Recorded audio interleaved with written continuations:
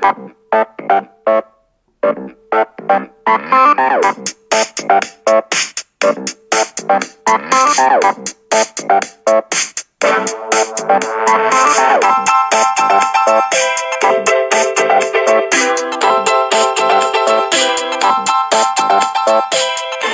to Different Gravy, not just another Sheffield Wednesday podcast. I'm one of the hosts, Richard Miller, and my co-host, who, as an enterprising fellow, has spotted an opportunity in the burgeoning freak show fight game. As a result, on November 1st, he is proud to present a card that consists of Philip Schofield versus Eamon Holmes, who will be crowned the real king of this morning, Mary Berry versus Prue Leith. Sure, they can bake, but who will beat the other's face to the consistency of thick cream? And a fascinating main event of Ant versus Dec. The two little guys will don big gloves and fight to the death. Surely worth £20 of anyone's money on Sky Box Office. Move over Don King, Frank Warren, and that guy from all the memes. There's a new boxing promoter in town, your friend of mine, Lukey Knuckles Gledall. How are you doing today, Luke? Very good. I do wonder, yes, Ant and Dec, your radio rocks, but can you bash another one's face into a rock? Exactly. Are they really ready to rumble? They've been giving it a lot of talk for 30 odd years, haven't they? Now's the time to see who's got the trousers. And I mean, Ant really owes Dec one for blinding him in Biker Grove as well. I know. It's a long simmering feud.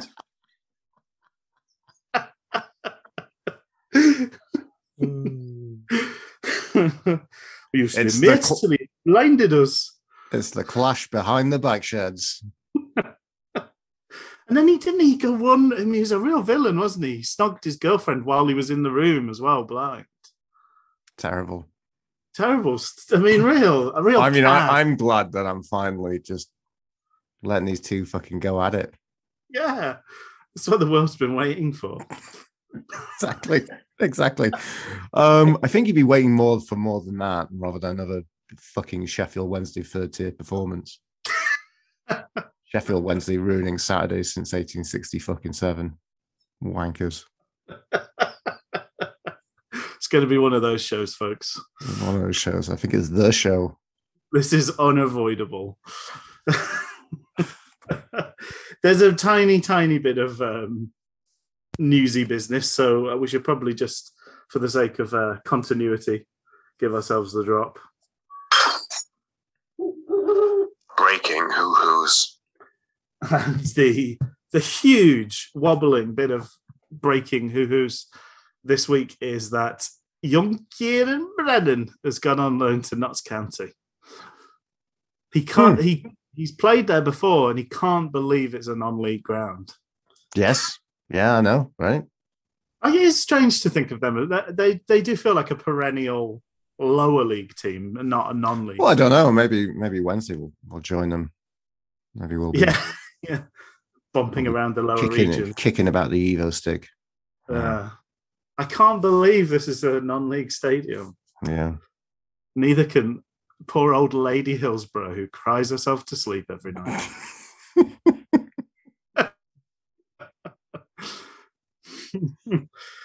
But yeah, I suppose it's an interesting one because it felt like he was someone on the cusp of first team duty at all times, and he's looked good when he's played. But good for him to get out and get the experience, get a run of games.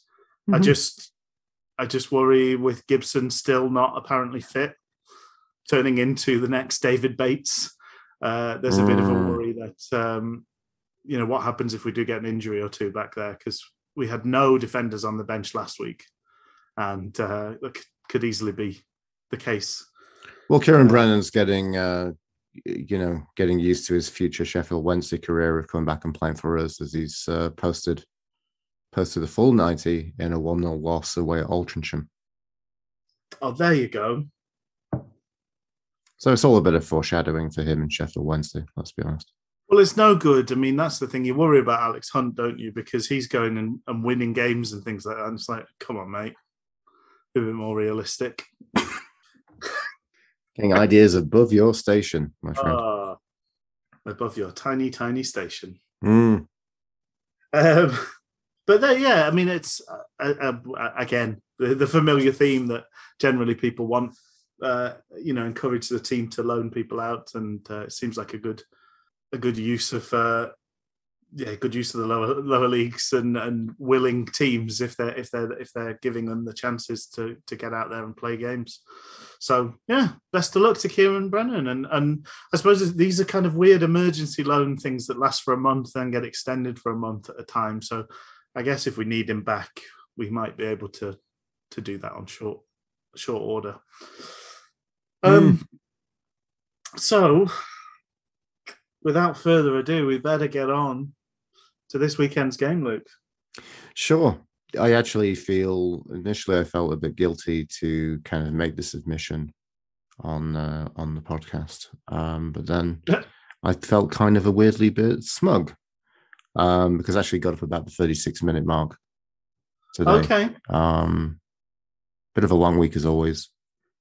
Did a lot of work this week, so yeah, I guess I really needed to sleep. Alarm went off at 7, and then I woke up about 8:36. So by which point I'd already seen something that happened in the game. So I did actually go through and thought, well, I could watch for the sake of doing this and the sake of the commitment that I've made to do this. Like a lot of people who've made the commitment to watch Wednesday or watch Wednesday and comment on it, whatever medium and form. I did actually kind of watch the first half, but just kind of skipping through, kind of like a really underwhelming time travel device that lets you just skip through one half of football. So that's kind of my kind of beginning to my kind of narrative of watching this game. I did pull up the lineup. Mm-hmm. As you know, I enjoy lineups. I enjoy talking about lineups. Mm-hmm. I thought it was quite a good lineup. I'm going to be honest. Yeah. Strong. I liked, we talked a lot about how we've enjoyed Marvin Johnson more as a left back than a winger. Yeah. So he was back there. Back in the fold. So, but were we, I don't know, I'm going from what iFollow's given me here. Do we think do we think Berahino is kind of is part of a front three, or do you reckon he's on the wing, or what do you reckon is going on there? Yeah, mainly on the right wing, at least to start with. Although they both swapped second half. Bannon kind of playing off Gregory, playing quite far up the pitch, and Wing sitting a bit deeper, and Adeniran kind of bridging the gap between the two of them. And then we had Sam Hutchinson back in defence, which I think, by and large, pretty glad to see him back there. It wasn't as bad as we've seen him.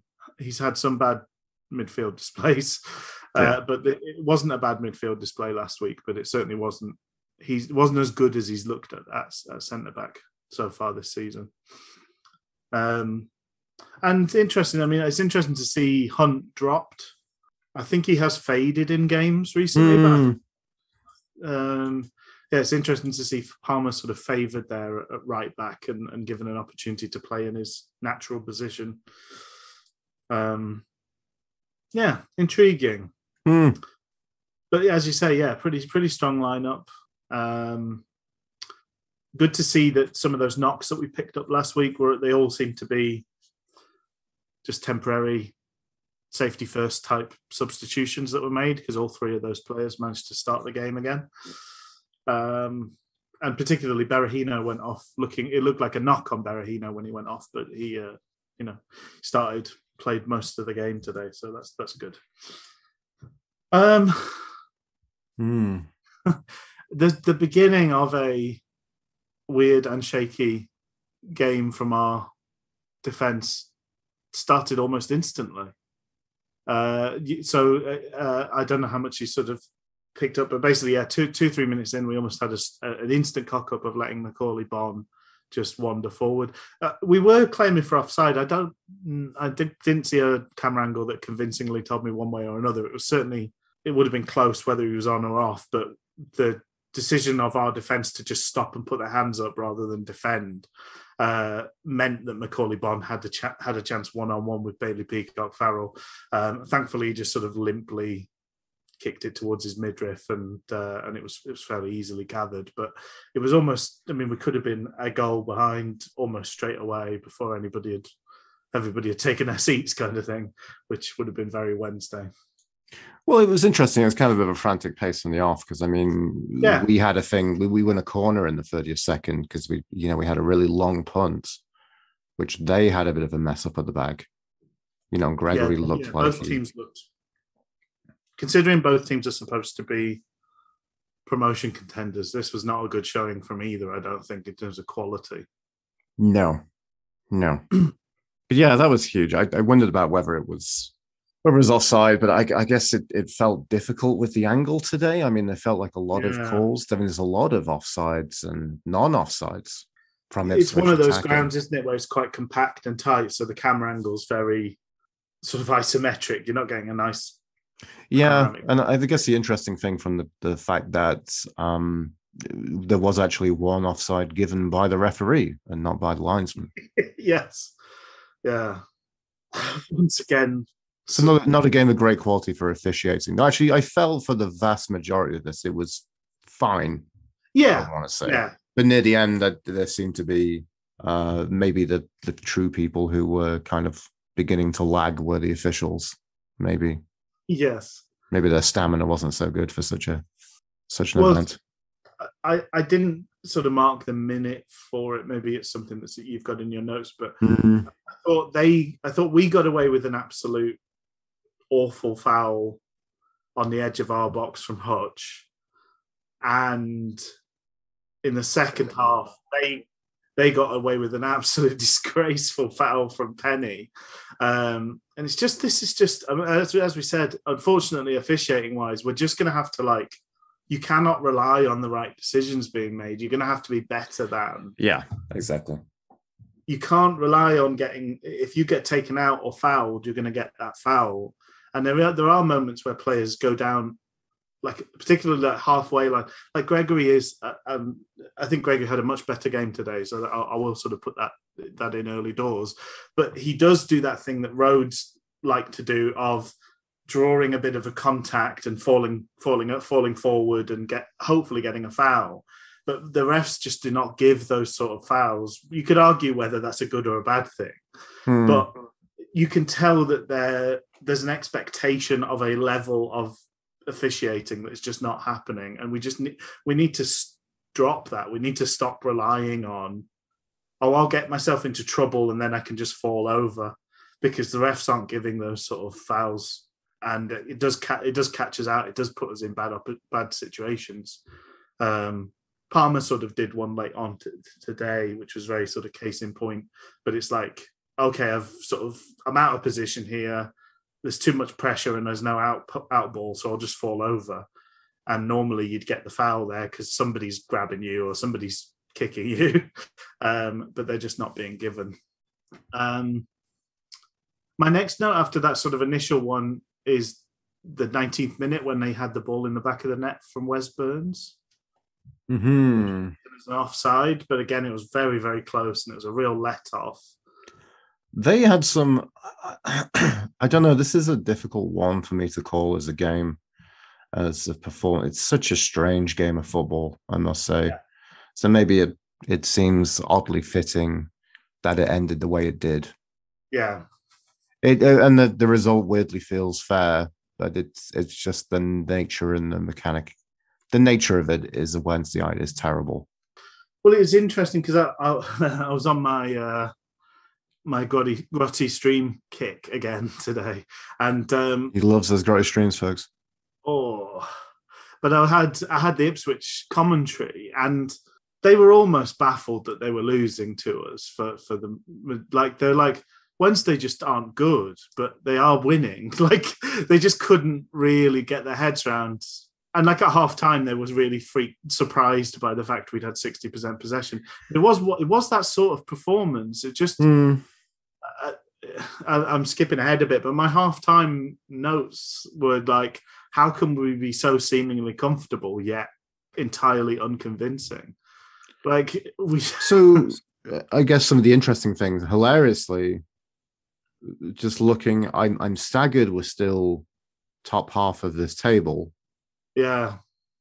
And, you know, I mean, I guess in the thing for our kind of predictions of the season, we've kind of been generous / negative enough, depending on whatever you felt the glass was half full of, or half empty, and depending of what was it? Is it piss? Is it champagne?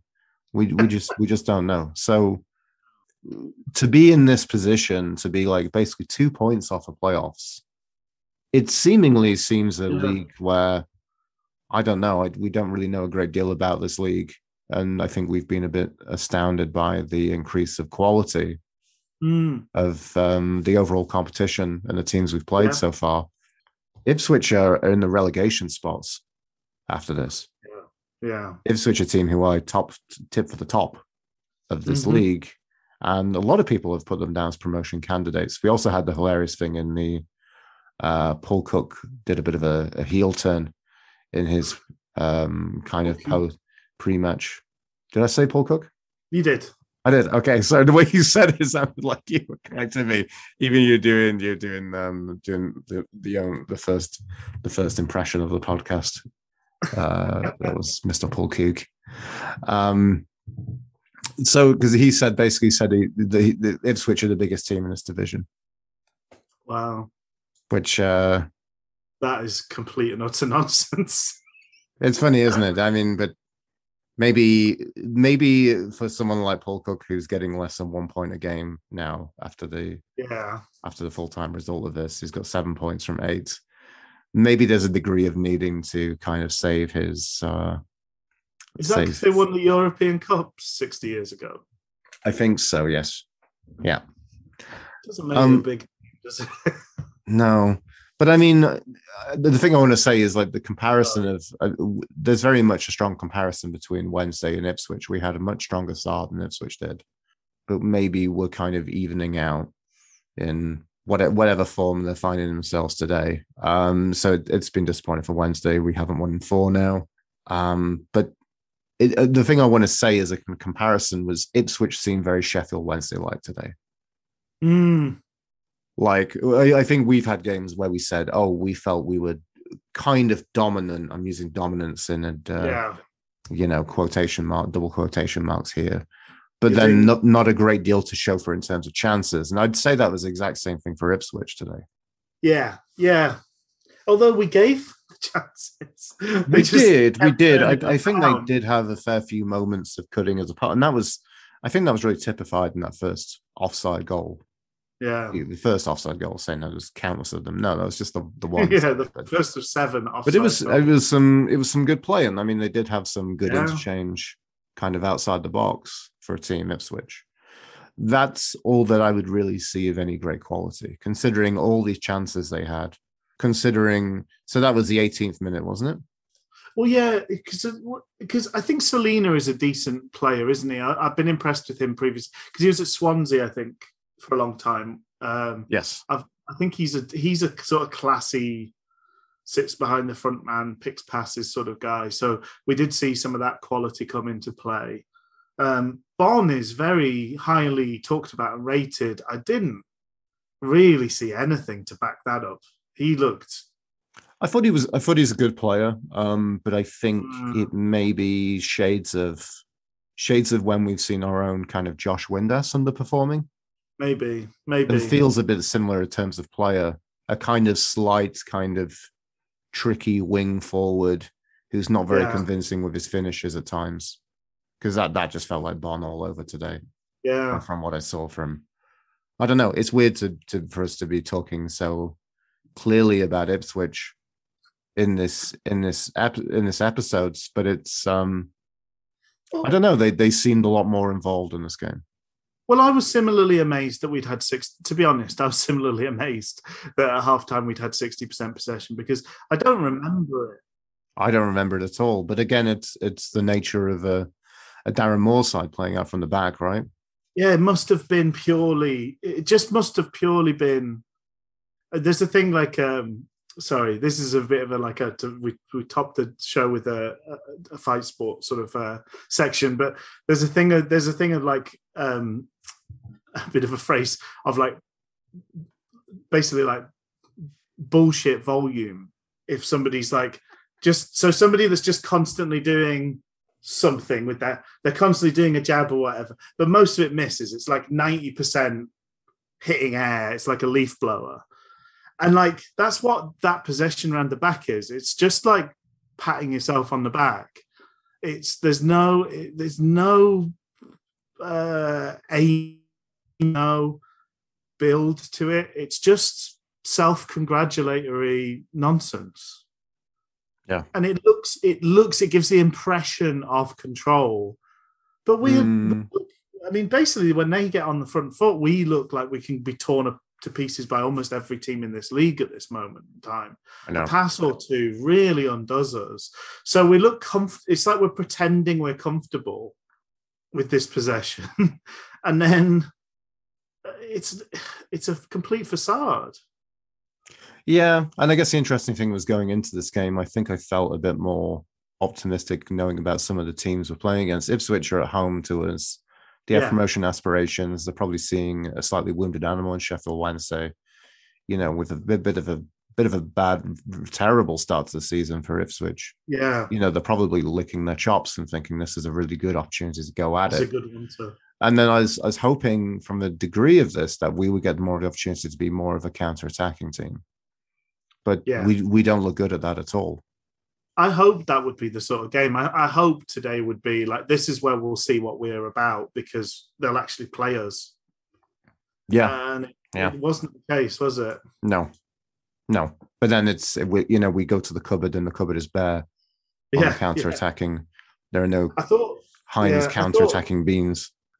I did make a note sort of around this I would dream of having 5 varieties of attacking play, let alone 57.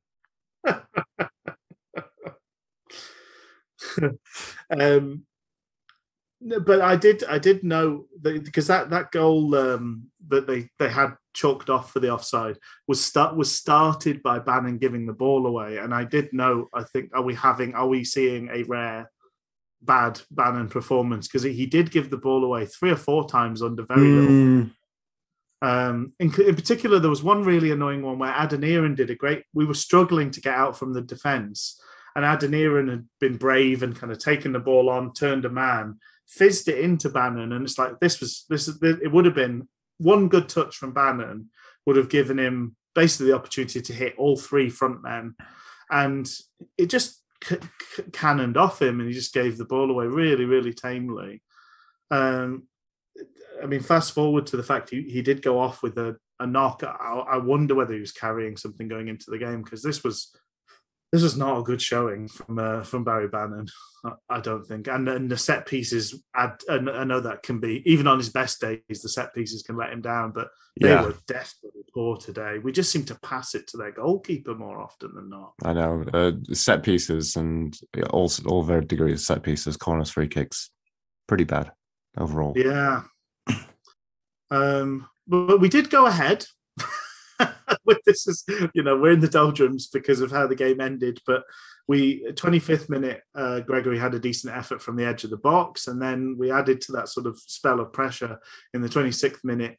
I missed the goal initially because the stream was buffering, and I went from one that was on 24 minutes to one that was on 27 minutes, so like it perfectly missed the section. Nice. So we both missed it live. Hilarious. Yeah. I did manage to catch up at half time, but I think it was a good ball. Was it Johnson that played the ball from deep? It was Johnson and did a lovely kind of cross from deep. And I think we've been overall pretty impressed with Marvin Johnson's crossing abilities. Yeah. Really casual chest down from Gregory as well. Yeah. Everything about it was just so effortless, including, I mean, ultimately the big focus is Denden's finish. Did he take a touch kind of after? Did he take a touch and then do a half volley, or was it just a half volley from the off? He did just float it in, but I don't know if that was his first touch on it. That's my question to you. As far as I remember, it was a volley. I'm calling it, but it took it flush. But maybe he did take a touch. I didn't think there was time for a touch. No time for touch. It's the new James Bond film. Oh dear. Well, let's see. I'm going to watch it back as we talk about it on the podcast. He does take a touch, so it kind of comes in and is a little kind of cushion just above the thigh. Okay. I'm just going to JFK this to you, and then, volley. but it doesn't seem like it gets much power on it. It's not a lift over the keeper, because I said he lifted into the net, but it's just looping. Just sort of steered it into the top corner, didn't he? It's beautiful. It's just such a good goal. What would we do without Dan? I don't know. He's been an absolutely brilliant find. And he plays the game with such fervor. I really, really, really like Dennis Adair. He's been fantastic so far this season. Yeah. A real bright spark in an increasingly dark picture of a season. Yeah. He's been a real bright spark. I've just made a comment there. Wednesday not been anywhere near as good as MK Dons, says the Tractor Boy commentator. We used to be gods. But yeah, that was funny. Palmer's crossing, in terms of set pieces as well, Palmer's crossing was absolutely abysmal today. Really bad. Really, really bad. I think he put the ball in maybe 6 times in the first half, which is good to get up there and do. But they were terrible. They were over people. They were straight out of play. They were straight at the goalkeeper. We'll try and have some focus. I realize all my notes are pretty much just because it's so much half chances and maybe bullshit volume from Ipswich themselves. Like there's so much comments about their players today. Yeah, okay. Like, so maybe I'll try and kind of give a bit of focus, and which is interesting because since I didn't really get much of a read on the first game because I was just skipping ahead, just trying to catch up with the kind of big chances, which are pretty much just my notes from the first half. But they did say on the commentary team, so it was Rob Stadden and John Pearson for Radio Sheffield. So we had to go around the grounds as we always do. Yes, okay. Which is it's fucking great. Love that I pay for such a product. Wednesday on the attack, so this is a great moment to go to the keep moat. Adam Oxley. But because they was guys, sorry. Although when they go to a penalty and it's like there's a penalty, and then the penalty just takes forever to take. The penalty just takes years. Like when your team's got a penalty, I'm sure it's like a paint drying technique. Hearing about another team getting a penalty that you do not give a flying fuck about. Yeah. Anyway, the thing I was going to get to is they were saying that Wing was having quite a good game. Wing was one of his better performances. I thought Wing was pretty decent today, actually. Interesting. Do you think though, with the view that, like, I guess there's 2 factors of this. The first comparison was something I was going to bring up, but the second one is, I'll do the second one first, which is, do you think that's because like Bannon is further forward, so there's no confusion about Wing and Bannon doing the same thing? I think that helped. Yeah, that helped. The second thing, the first thing I thought about was, do you think it's because Bannon wasn't very good today? Maybe there was more space. He shrank to give Wing the room because his free kicks, his set pieces from Wing were marginally better than Bannon's. Very, very marginally, but yes, yeah. It was like 3.96 more successful. I'm like Winnie the Pooh. I've tried to get into the barrel to scrape it for positivity, and I've got myself stuck, Rich. Oh bother, says Luke. There's a very funny John Finnemore sketch, which is Winnie the Pooh as having an intervention for Winnie the Pooh as an addict. That's very good. When you don't have your honey, Pooh, it really frightens me. Like the fact that he sort of gives people a gift of a honey pot. It's like, you were supposed to give me the honey, weren't you? Yeah, but I ate it all. Oh, that's good. It's the best thing that's happened today is to talk about that sketch. 34th minute, Den couldn't do it again. He had a chance that kind of pulled back and he blazed it. It looked very similar, didn't it? The same sort of chance, really. He was very upset with himself. Well, he just shown himself he could do it. But that's true. That's true. And my other note, I guess, my only other note from the first half, I'd say, is the 45th minute. There's really good defensive cover by Hutchinson. Mm. And that was really about it. Did you have anything else from the first half? Not really. Not really. What were your halftime thoughts then, Rich? Because you were far more into the fabric of this game of Sheffield Wednesday football. Well, as I said, it was just really kind of a bit. It just was baffling because I thought, outside of the fact that they did actually score and they had a one-on-one with Bailey Peacock Farrell. When was that point? Because I think I saw that again. It happened it was like 2 minutes in or 3 minutes in.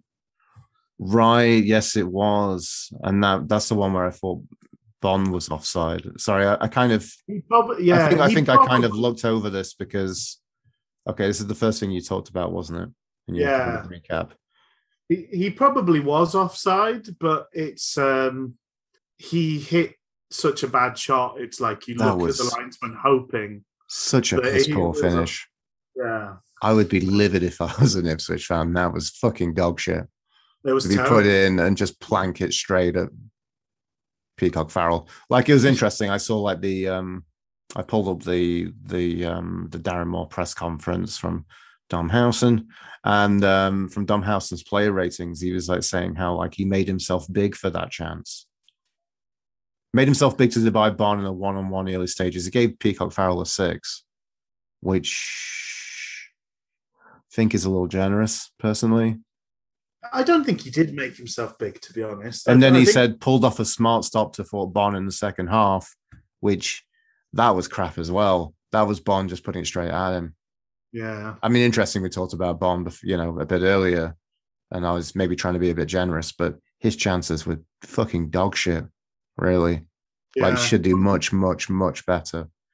I think that's probably the problem, is that for Ipswich, there's just a lot of players probably not gelling, and if you're not getting your big summer striker signings, who was a player I would have batted our eyelashes at quite heavily. Yeah. In terms of kind of free signings coming into the club. Given how badly he did with those chances, how many goals do you think he scored in the previous 3 games? Has he scored something ridiculous like 4 goals or something? Yeah, 4. Yeah, he scored 4 goals in the last 3 games. Yeah, so this should be absolutely cooking. It wasn't there, was he? No, it was not. But my main thing was just baffled that outside of that, we seem to relatively kind of control Ipswich. I didn't feel under huge amounts of pressure, but I also felt we looked completely ragged and a danger to ourselves at all times. So it just was. I was just sort of baffled really at halftime. As I say, my main sort of note was, how can we be seemingly comfortable yet completely unconvincing? Because we're Sheffield Wednesday, Rich. Yeah. It was a bit like, you know how we talked about under Monk, there were so many games where like we were maybe doing a 6.75 and they were doing 6.7. You know, it's like just so marginal. We were better, but just by the merest of whatever the lowest. By a gnat's chuff. Yeah, whatever the lowest iteration of change was, well, that's how much better we were. And it was a bit like that, I think. We just showed like that bit more cutting edge, and that was the difference really in the first half. But I did say we won't get away with playing so fast and loose in the second, but we sort of did. We sort of did. That was the really, really greatly one of the many greatly disappointing things about this game of football for a Wednesday perspective is like we almost got away with it, because the interesting thing from the commentary for the second half was, I think it got to about the 60th minute, and John Pearson said, I thought that Ipswich would come out the blocks, and it hasn't happened. Yeah, interesting. I thought they very, very initially did. They had that decent sort of Selena through ball, but it did peter out very quickly. It went back to the same sort of rhythm, because that was my first note was Wednesday wingers have swapped over. Ipswich come out wound up for the second half and almost opened us up with a great Selena through ball. But then my next note is 63 minutes, so it didn't amount to very much. Well, yeah, that's the thing. So was that the 49th minute where Hutch did a really good tackle on Burns? Yeah, was from the floor? Yeah, that was a great tackle. I thought Hutchinson's our man of the match today. I thought Hutch was really good. I thought Johnson was really good today, actually. I thought he was good defensive and going forward. That's good. I'm really glad. I'm glad you made an observation because I didn't really, not I didn't see that, not that I greatly besmirch him, but I mean, had a really big hand in the goal. His crossing was decent. He put in a great tackle on, was it? I can't remember what. I didn't make a sort of separate note for it, but he put in a great tackle against Burns at one point as well, like in the box. It was brave, and he did indeed. He did indeed, and there was also a chance later we can get onto where he made an interception for the deflection. Yes, which was very big. So I don't know. I can't remember. I feel like I'm tempting Déjà Vu here and remind me. Like I think we had a number of performances last season where we felt the defense did very well, but we feel let down for them because what the keeper's done. Yeah. And again, it's happened again. I felt defense was really good. Defense did really well in a game where they cut open quite a lot. Yeah. Is there anything worth talking about between the big incident and because we should get there as quickly as possible, I think. I've got quite a few notes in the second half. Okay, that's good. Honest. I've got a few. I just thought maybe we should just get through those. And let's just take our time, I guess. We really sink our teeth into 90 minutes plus. Yeah. 53rd minute, we were close from a corner. We somehow couldn't get it in. That was the one where we kind of floated in. Berahino headed it back in, and then there was Hutchinson there. Oh yeah, that was good. I mean, Berahino seems. I like how alive Berahino is in the box in those situations because he really read the flight of the ball brilliantly. And Hutch was really mad at himself for not getting because I think all he needed was him to poke it home, really. Well, interestingly, I do want to say if anybody was just listening to the Radio Sheffield commentary of this game and you didn't have a visual perspective on what happened today, I'll clear you in on the information that Rob Stanton and John Pearce said it was cleared off the line. It wasn't. It was nowhere near the line. It was a good 5 feet from the line. It may not even have gone in. I don't think Berahino was shooting. He was just nodding it down, hoping. Well, nodding it in, but it felt like an air of apprehension in the Ipswich defense, and it felt like something to capitalize on and something to be there for it. And Hutchinson just couldn't quite get there. No, it felt maybe a bigger chance than maybe it was.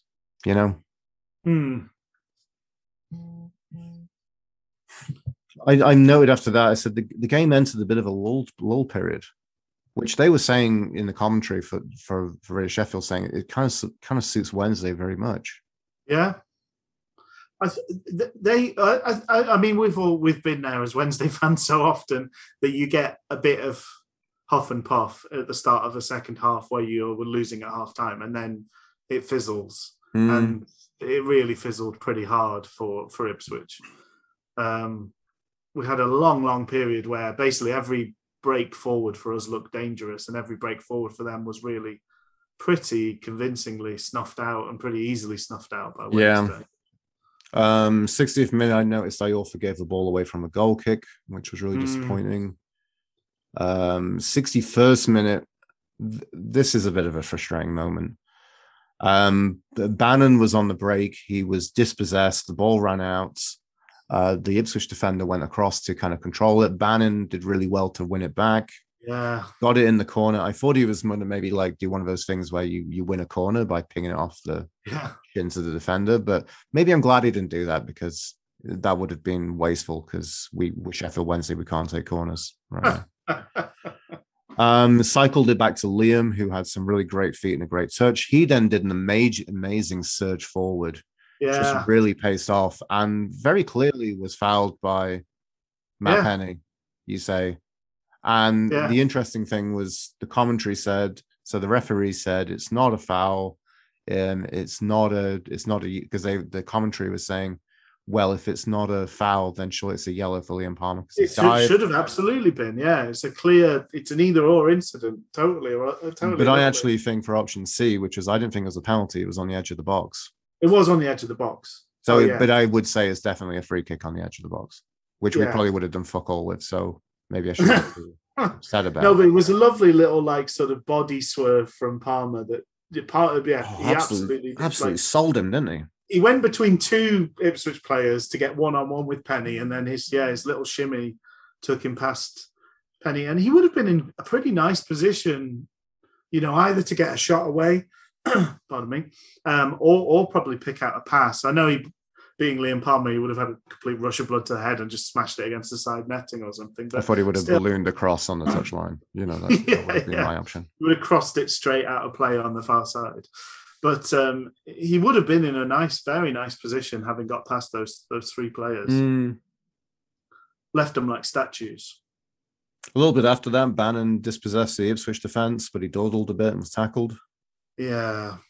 That's where I was like, oh, maybe there is something wrong with him, because he just looked so hesitant in that moment. It was a big opportunity. We actually had one prior to that wasn't as good of an opportunity, but it ended up with Gregory. And you're like, oh, goodness sake, if it was anybody with pace, we might have actually been able to make something of it. But that was, I think, in terms of, we're disappointed in the game and we're slagging Wednesday off in many ways. But that period of the game where we were just kind of holding them at arm's length, we did some pretty good pressing, some smart pressing to kind of pick the ball up when they were knocking it around the back. And it nearly worked out twice for us. That Gregory one and the Bannon one, on a different day or a different player getting the ball, really could have been good chances for us.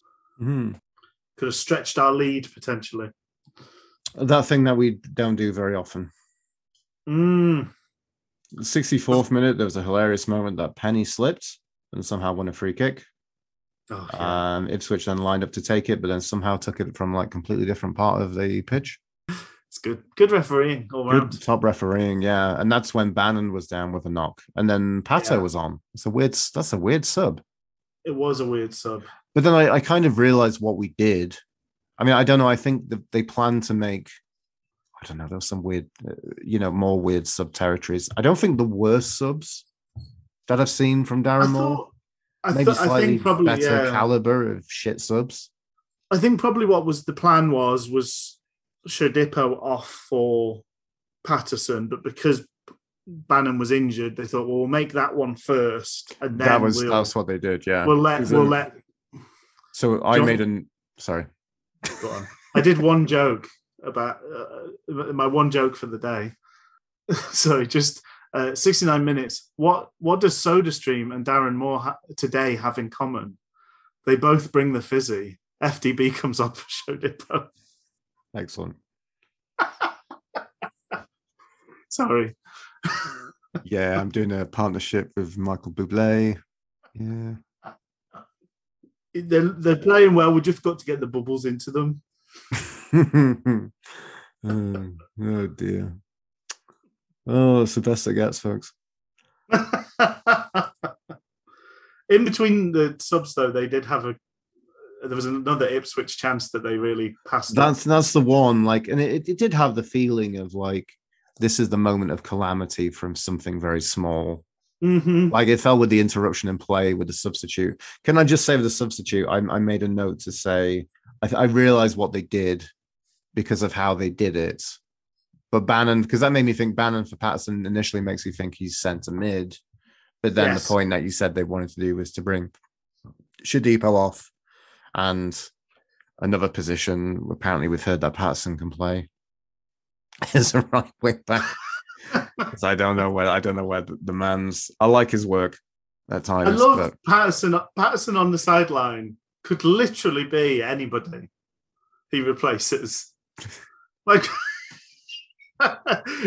Most people on the sideline are okay, he's going to replace this one player or maybe a maximum of two players. But Patterson, it literally could be any outfield player. I thought it was a real fluffy trick, so I said it was managerial skill school. You think I'm going to play him here? No, and I'm going to make another sub, and I'm going to switch these two. And it had that very much that vibe to it, because then I realized what they did. They let FDB came on, and then FDB went central, and Patterson went out to the wing, which is what they wanted, right? But it fell from the aftermath of that, from that disruption, that was the point where the other chance, the Macaulay Bond, that's what we said, and that's the one where Howson said he made a smart save. It wasn't a smart save from Peacock Farrell. Rolled at his feet, wasn't it? Just rolled at his feet, played it at the angle, and I was like, oh shit. And then it was like, oh, I didn't need to worry because that was just Macaulay Bond can't finish for Toffee. And as you say, it felt like one of those moments that normally you get battered for because it stemmed from a fairly innocuous, should have been clearance by Palmer, but Shodipo and Palmer tackled each other, which let the ball just sort of bounce through. And those normally you're like, okay, we didn't need to concede that chance, so therefore we'll get punished for it. But we were let off. It was a lot of the Mama Cat and heat in the window because it was the promise of kittens. But we never really got there. There will be kittens. There will be kittens. Yes. I noticed when FDB came on, I was really excited to see, Darren Moore break out the soda stream. Yeah. But I did say I hope Moore doesn't throw this one away for us. Not that I think his substitutions are game changing. I don't think because they usually don't change the game, his substitutions. Well, I thought Fizzy had some nice moments. He was really okay. Yeah. How strong he is. There was a point where he sort of had the ball on the halfway line and one of their players has just tried to muscle him and he just shrugged him off like he was nothing. I really like that. He also did one of his classic drop the shoulder moments on the touchline, although it didn't amount to much in the end. It certainly wasn't Deli Bashiru's fault that we lost this game. We lost the lead. No. That's not the case. But I don't know. It was not that it was working particularly well, but it was more kind of the mentality of like, we seemed resolute. Yeah, but then I suppose he's forced into the Bannon change, isn't he? Yeah, he is. And without I blanked on his name now, Byers, without your mate Byers on the bench, you really only have one option in Deli Bashiru. What did you reckon to Shodipo Mide today? I thought both the wingers were fairly ineffectual. They didn't really bring much. I don't think they had bad games, but they just didn't. Considering how dangerous they both looked last time out, this was a far weaker showing. I think the one that if you're going to point the finger at Moore, that third substitution is the one that baffles and annoys me. Dunkley on Berahino, I thought of that. They were saying on our commentary that they were reckoning he was there to man-mark Piggott. But is Piggott such a great threat that the thing is, it used to annoy me when Megson would do this. You're 1-0 up, it's the 80 whatever minute, and you bring on another defender. You basically lose any threat going forward because Gregory's got no pace. Yeah. So there's nothing, and neither's Patterson. So there's no threat on the break, which means Ipswich can just park themselves in our half and control the game. Why not bring on a winger for a winger? A bit fresh legs. How about Mr. Jaden Brown? How about presumably, as far as I can tell, the quickest player in our team, who's also defensive minded? It wouldn't be a complete loss defensively. He can put in a tackle, but he's pace on the break. Isn't it funny that we've made all these? Where was my homeboy Theo Coburn out today? I don't know. There was a lot of people missing in the 18. There's no Canberry wasn't there. Not that I'm going to cry a great deal. I'm going to be honest. No. We didn't see Souden come on or so. Yeah, well, so would have been a fine substitution as well. I just think you need to keep the opposition defence honest.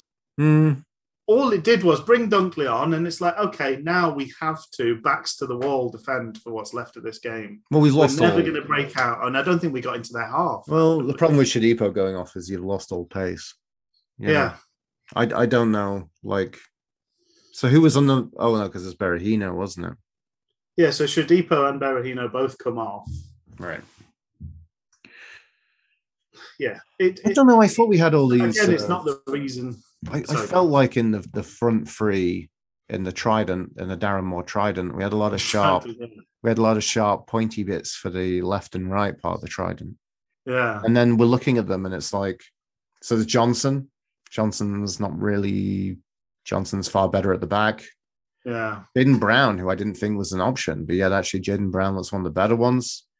Yeah. Adniran, I made the joke about, wanting triples of the Barracuda. I do want triples of the Dandan, to be honest with you. Yeah, yeah. I want the sporty model on the wing, as well as the old workhorse in the middle. I'd love to clone him. Yeah. And then who else is there? So Corbeau seems better from the bench. Have we seen him start? Did he start in the mauling of the kids? Slice of the action. He probably did get a slice of the action. Cup. He did get in the slice of the action cup, yeah. So yeah. I just there's so many options that I think, oh, these would be really good. I'm still not sure about. So but I suppose the thing is there's two ways to, well, maybe we are playing a third way, but like presumably there's two ways to manage your squad if you've got lots of options. So the first one is you just go, these two are my first choice, and until they get injured or mess up, then they get picked. Or you go, okay, we're just going to have rotation there, and almost every game it's going to be a different formation, and what we lose in continuity will gain in unpredictability. Or this third way where sometimes you get to stay in, sometimes you don't. Sometimes you can play get dropped. Sometimes you can play really badly and get another game. I don't know what the system he's trying to play is now. I'm sure we'd be told horses for courses, but it's not working. Do you think we have too many options, Rich? I don't actually, but I think the natural thing is you find your best options and stick with them outside of. But I don't know. It just feels very Sheffield Wednesday-esque, and it feels like the duration of doing this podcast is that there's so many times where we don't have the right players for the right positions. We have a lot of players who should be right players, but we don't know where. I don't know where we play Patterson. I'd like to see more of Patterson, but I don't know where we play Patterson. Last week, I would have said give him a try up front. This week, I thought Gregory did a much better job. So maybe having Patterson on the bench makes Gregory play better. That's good, but I don't know. I don't know about the isolated striker though. No, I don't think we ever really see any partnerships or any great positivity from that. Really? Do you want my other hot take? I said last week. Of course I do. Take. Yeah. My other hot take, and this one's been bubbling for a while, so it's really got quite warm on the stove. It's just like Pato Banton, folks. Make sure you've got your oven gloves on for this one. You know how Monk started this thing of Bannon's the best player, get him forward so he can affect the game in the right area, and Moore has followed that on. Yeah.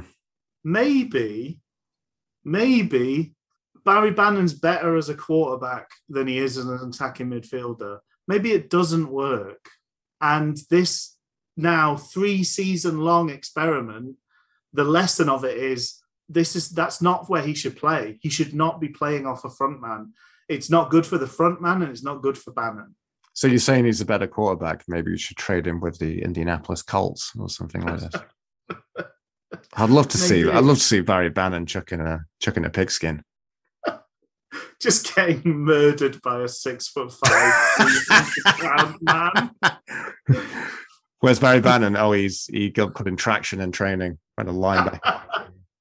You need to have some good protection against Bannon. But I'd also love the idea of Barry Bannon just having a tantrum at his players for the offensive play. Like, I said, red 83. Red 83, for fuck's sake. But I do start to wonder. Mm. Because Why? we have these situations, he gets in these playing that far forward, and he's even further forward under Moore. He gets in situations where he is the last person you want him to, you want on that in that situation.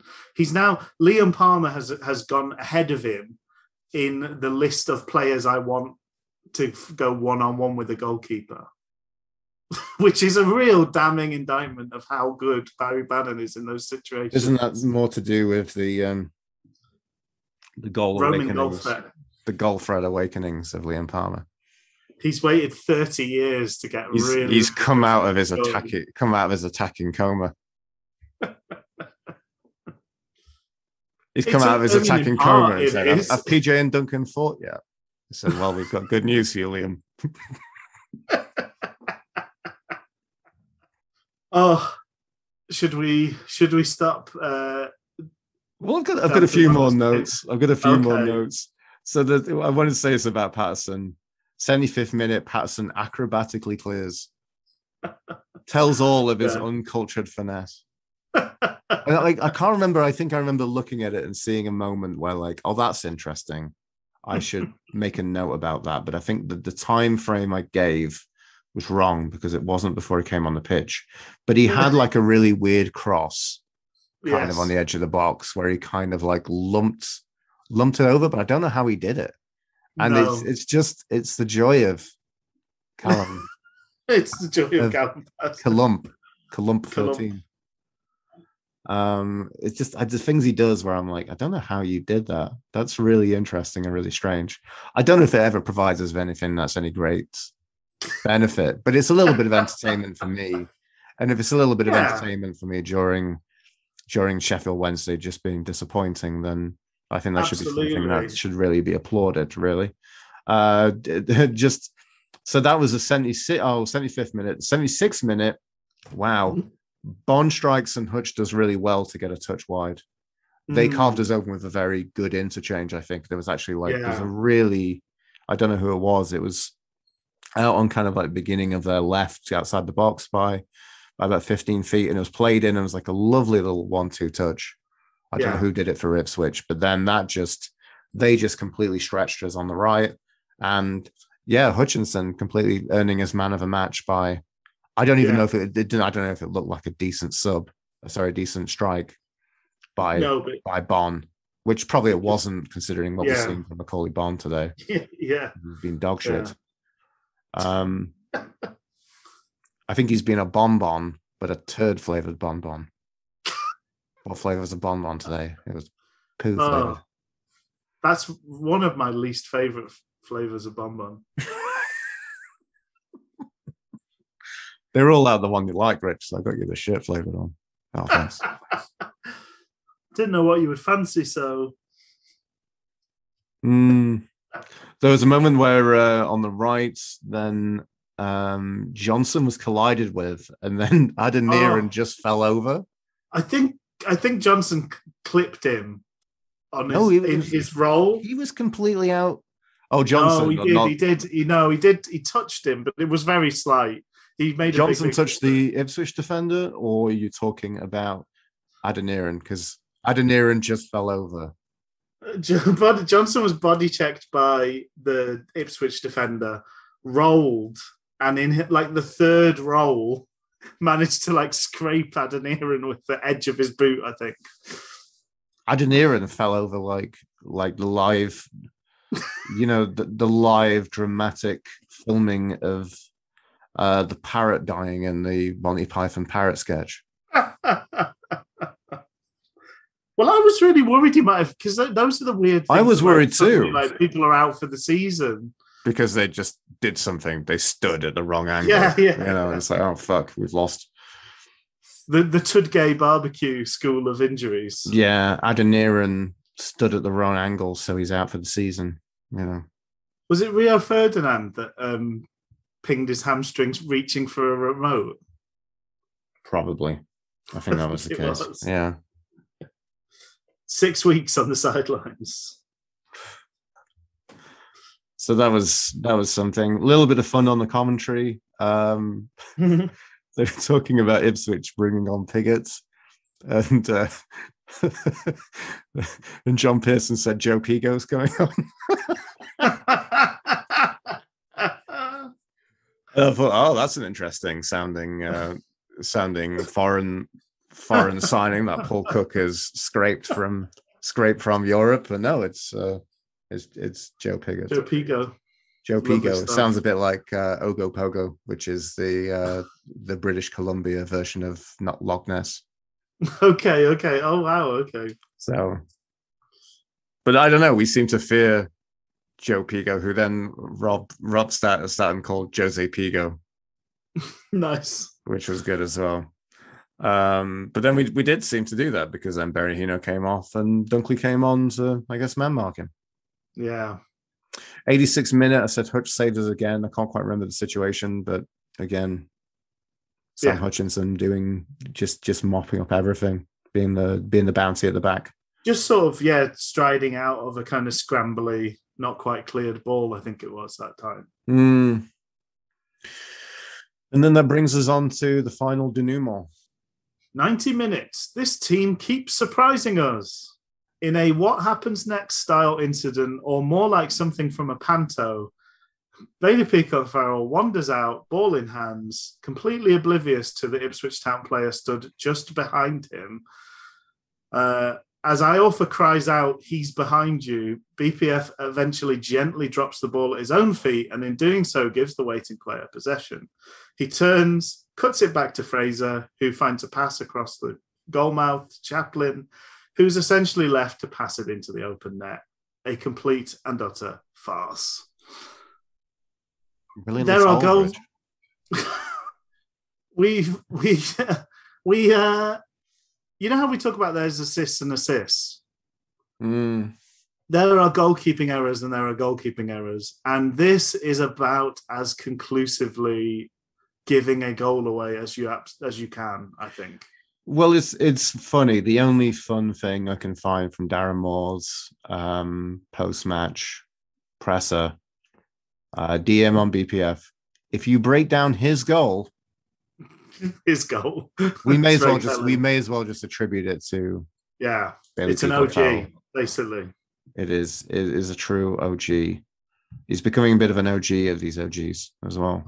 Yes. You know, I was watching and it seemed to be an eternal thinking of when is he going to look behind him?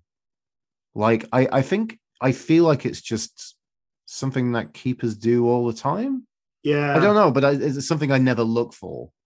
I assume we also are in a lofted position of seeing that, which obviously Peacock-Farrell didn't see. But surely you can sense, I know it's loud and it's a stadium, but we've got like six senses for when you're supposed to feel somebody creeping up behind you that closely. Surely some inner alarm is going off. Well, especially because like they had what's the chops, didn't they?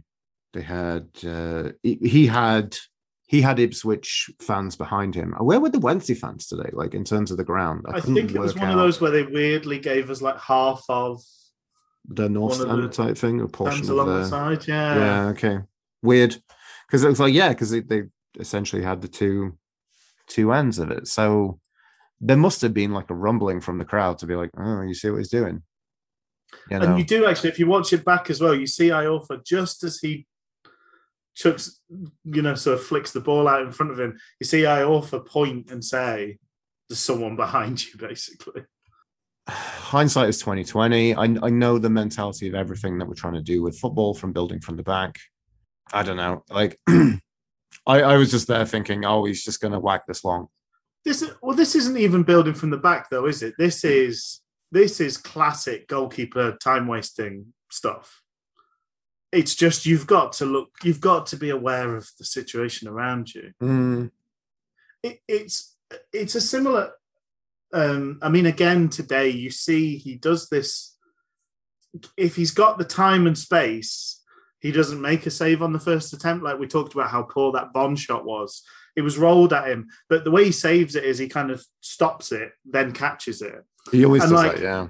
That's sort of how he always does it. But again, you need to be aware of the context. So somebody like the first Plymouth goal was a not being aware of the context. So you do the thing where you palm it and then they'll catch it later. But you can't do that when there's somebody stood directly in front of you, almost like waiting for you to do that. And like similarly here, you've got to have a little look around. Yeah. He'll never make this mistake again. No, that doesn't help us today, does it? No. For the rest of his life, the rest of his career, he will always look behind him before he rolls a ball out. That will be something that is now like built ingrained into his in psyche. him. Yeah. It's a shame that we had to be the place, today had to be the day and this had to be the place. This had to be the lesson for him. He learned this lesson. But I again, it's the nature of this and the nature of what Wednesday are doing right now. I don't know, I was chatting to my dad for the first time in a while recently, checking in with him. And, he was just talking about his general kind of outlook. His managers just seem to be, people are good at doing the PR thing. After it depends about your skill set of doing this. I think it's a little bit harsh, but I don't know what else I'm seeing from Darren Moore right now. I don't know. Everything's a lesson, but we don't. There's lots of lessons that we remember the 1 week and then we forget it again the next week. I don't think he is good at PR because I'm getting bored of. I just feel like we're getting media training. I just feel like we're getting the same tired. He is like a broken machine. We were just talking before the pod, but he was asked about Matt Penny, and he said we wish him best for the future 6 times in about a minute. It was like a broken robot. It was like that. I know that it was for a different reason, but if you've ever seen that clip of Ed Miliband repeating the same answer again and again and again during that interview to make sure that if you take a soundbite, it's him saying the thing that he wants to be put on the news. But it's almost like that.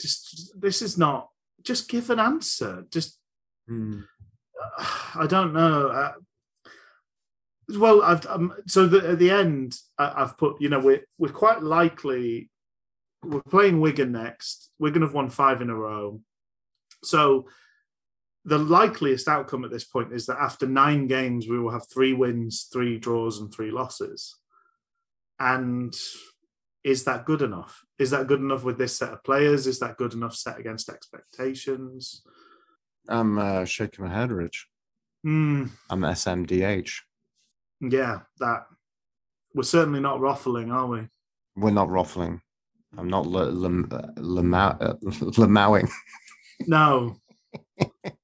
I'd really like some Mawam. I went for Mawam as well. Mawam. Have a Mawam and have Lamau. Yeah, it's an interesting point that your dad makes.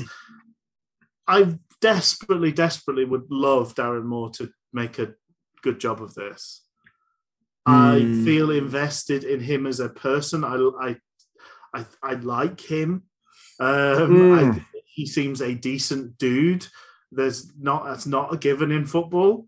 But I also would take someone that was an absolute, look at Neil Warnock. I would take someone that's an absolute obnoxious prick if they won us games of football. Yeah. We are soft. We cave, and I think we've got a better squad than what we're seeing. I think there's good players in this team, and we're not putting on good performances. So interesting. So, they were saying on the commentary, I was very much with them from a lot of things they were saying today. They were like, "Oh, Hutchinson was really good." And I'm like, "Yep." I just kind of nodded and felt validated in my opinion because I felt it's the best thing on the pitch today for Wednesday. They were saying about the BPF error. They said it's something you see from one of those own goals videos. It is. And I said yes.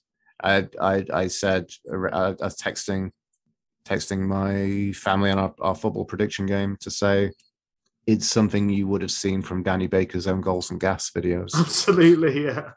It's the classic one, the keeper who has his ball in the hand and the guy behind him comes around and knocks it out. That's it. Yeah. It has that vibe. I'd prefer that. It'd be funnier. Yeah, absolutely. Because also, like the aftermath, it's like I don't know what the defense do to try and rescue that. No, Like it didn't seem convincing, but then I don't know what you do in that. I think Hutch tried to do a handball, didn't he?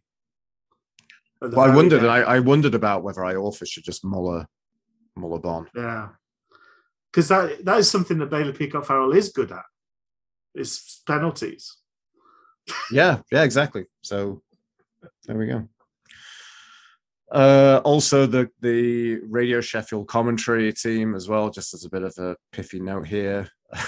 Rob Staten called him Bailey Peacock Problem, and he clearly missed calling him Bailey Problem Farrell. Yes, which is a giant missed opportunity from Rob Staten. But that's what Staten thinking about. But he's gone through it and learned from that.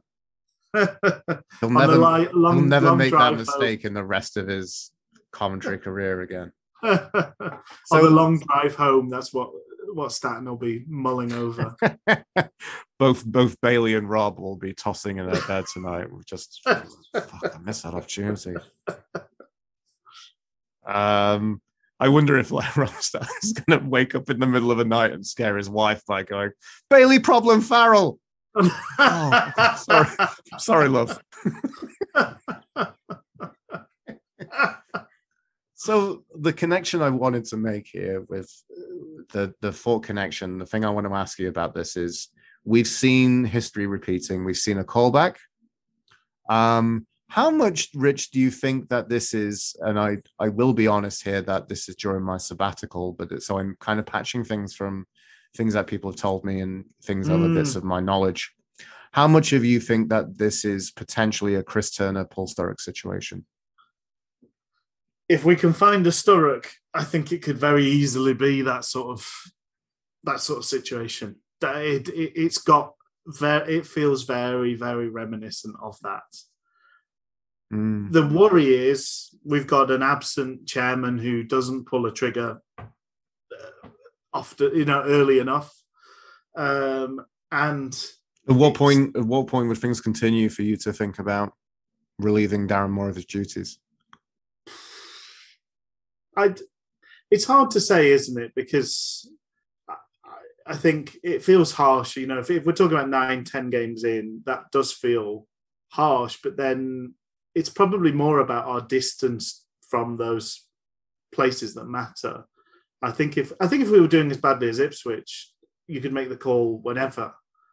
I don't know how far off Ipswich we are in the table. I'm just going to have a quick mooch.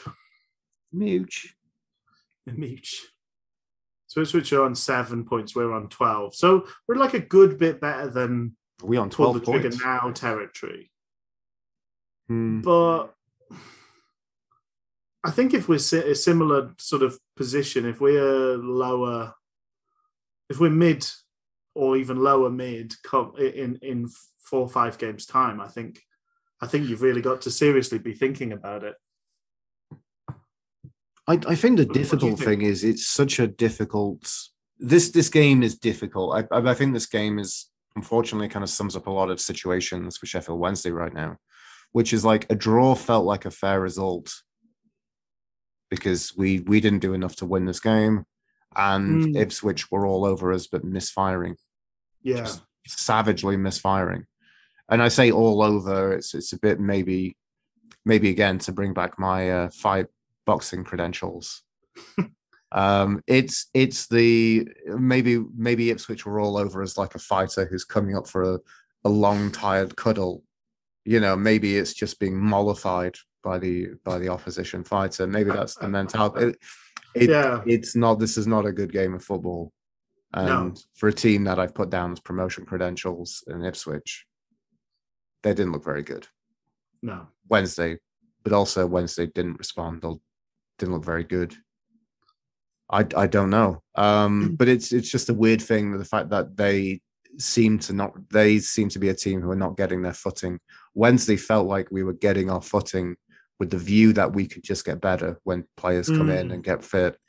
And then we've just had a lull for the last 4 games after such a strong showing from the start.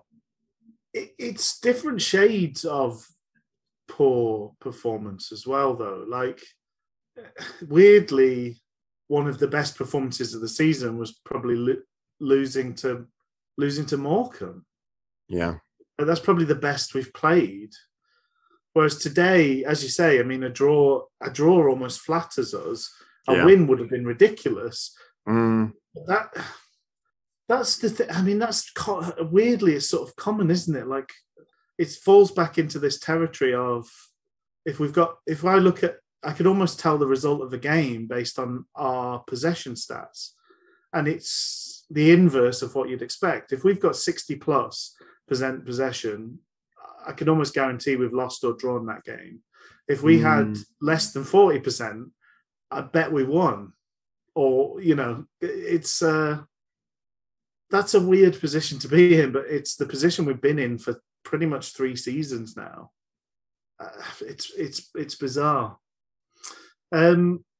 Is there any? I mean, are there any specialists, League One promotion specialists? I suppose we were playing against one today. Cook has got teams out of League One a few times, but obviously he's flailing at this point in time.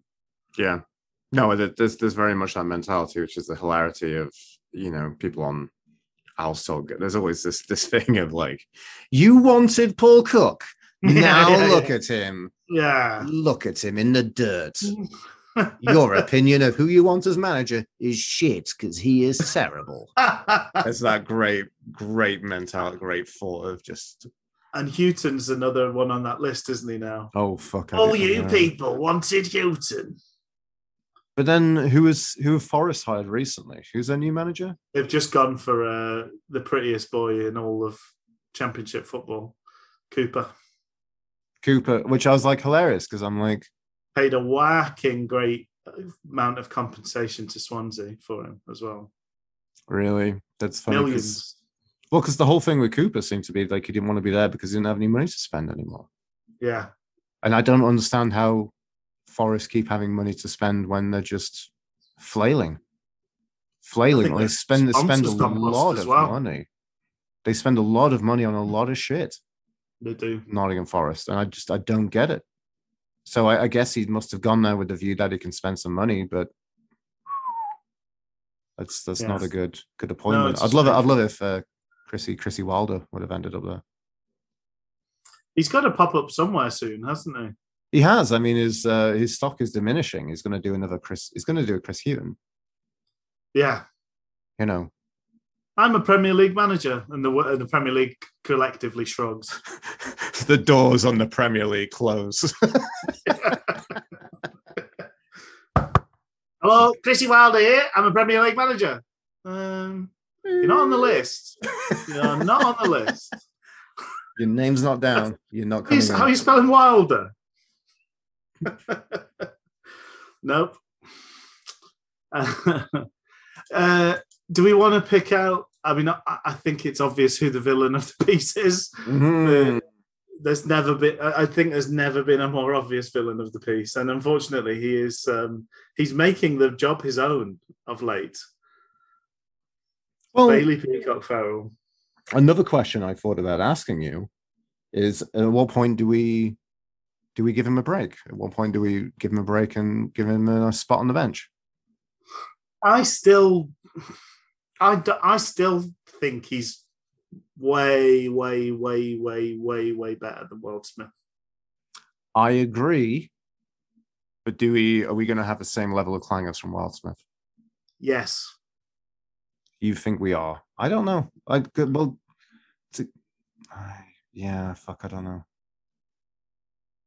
I don't know. There's been a lot of clangers. There has been a lot of clangers.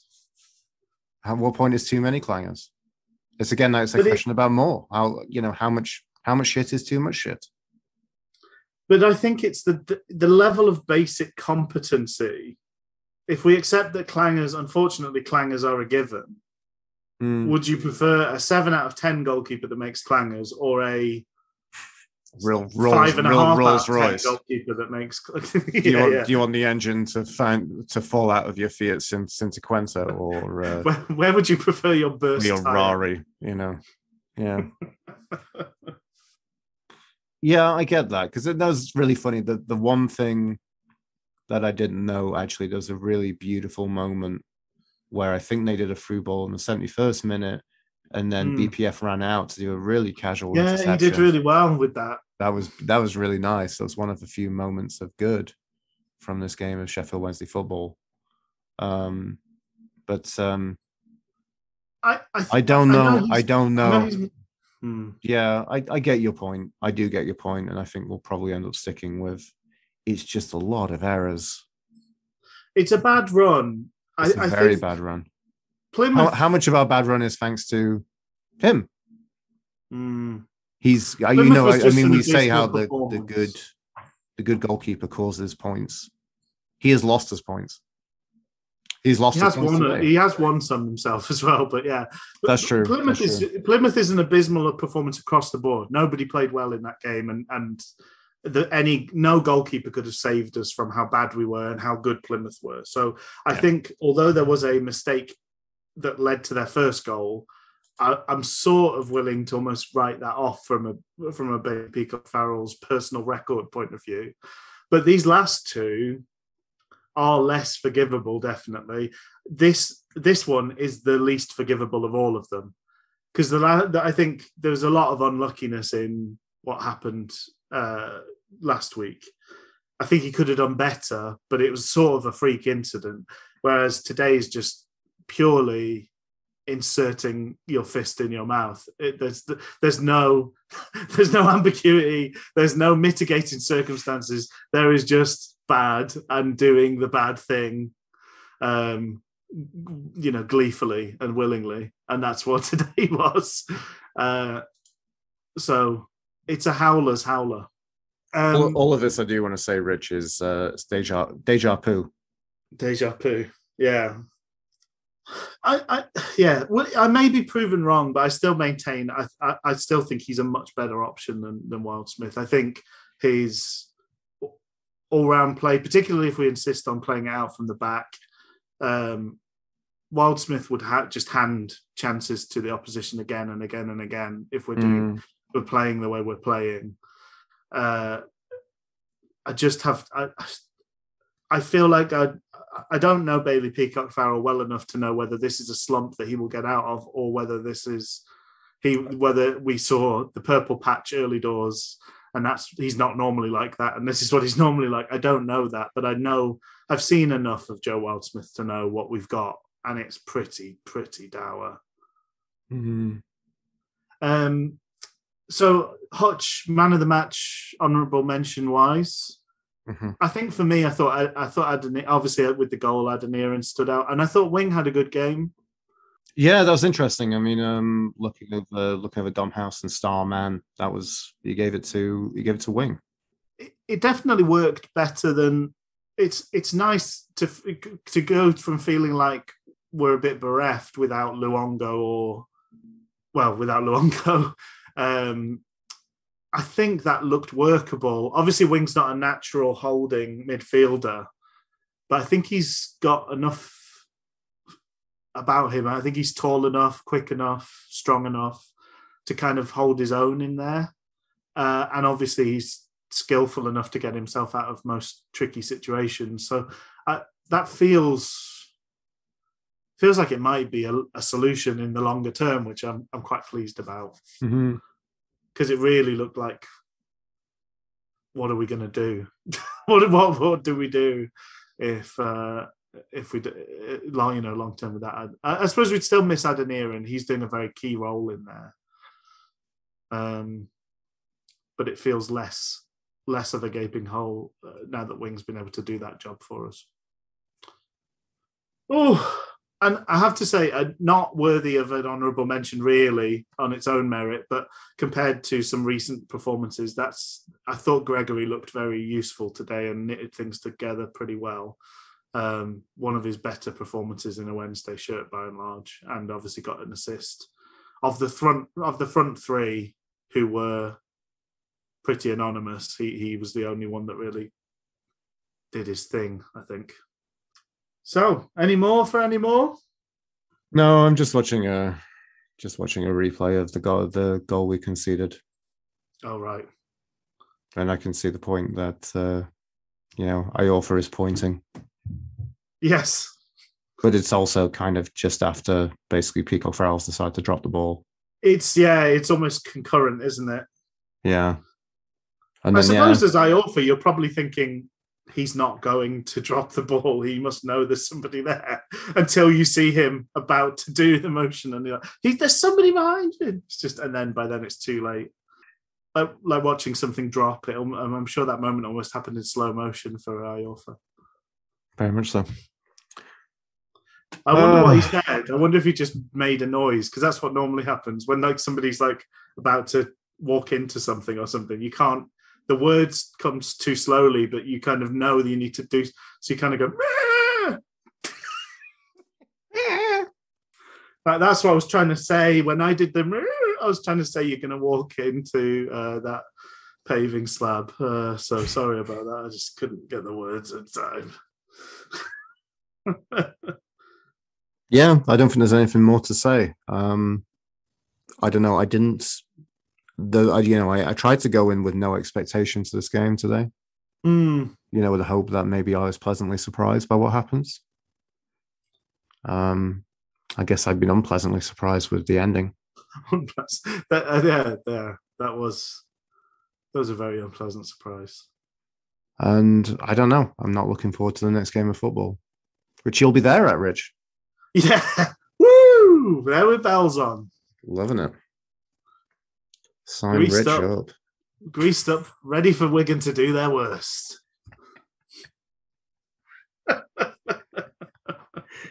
I imagine you greasing yourself up much like the meme of Senor Chang in Community, where he puts himself in Vaseline to get into the vents. That's you.